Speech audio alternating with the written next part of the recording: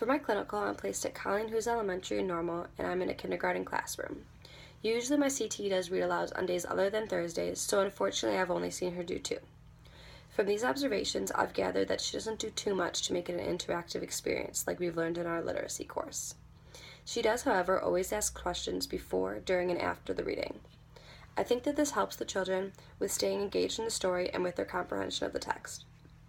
The books that she chooses are always related to the topic or topics of the week.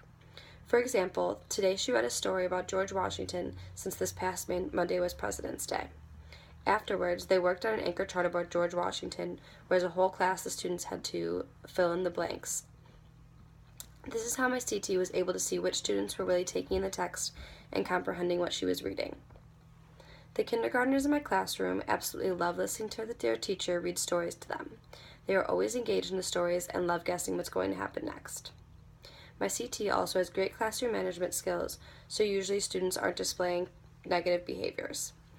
Since my CT usually carries the story over into multiple activities, the students continue to think about the information they learned, and in their free time, they are usually trying to go back and read that book again. Although I do wish that I could experience more read-alouds, I enjoy what I've observed so far. I think that my CT does a great job of keeping all the students engaged in the text and helping them continue to think and process the text after the reading is over. My CT always asks questions about the stories to the children, but she tends not to give a lot of responding time or take many responses from the students. I wish she did more of this because I know how important it is for students to have opportunities to participate and share their ideas and opinions. I think that she could definitely improve her read-alouds, but I also feel like I haven't seen enough to say that with 100% certainty. I think that the way my CT's read-alouds connect with what I've learned from our early literacy course is that she always keeps her students engaged. If I had to choose one theory that she connects most with, I would definitely say the sociocultural theory.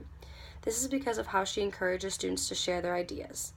Most of the questions that she asks the students are open-ended, which forces the children to think more and come up with new and different ideas than their peers. My CT has a few different things she does in the classroom in regards to her classroom library. The most used aspect of her library is the book bins that have been created for each individual child. Every book bin has an assortment of reading materials for the students to engage in whenever is individual reading time. In these bins, for each of the students, they have a laminated sight words worksheet, which is divided into 3 sections that are based on difficulty, and they each have about 5 to 8 short printed stories that my CT gives them. These short stories usually focus on specific sight words that the class is currently working on. Some of the more advanced readers also have stories that are considered to be more difficult. My CT also has a small book display in the front of the classroom that showcases books having to do with the current week's theme. To the right side of the room are some more shelves with even more book bins. Some of these book bins are labeled with letters, which stand for specific levels of reading.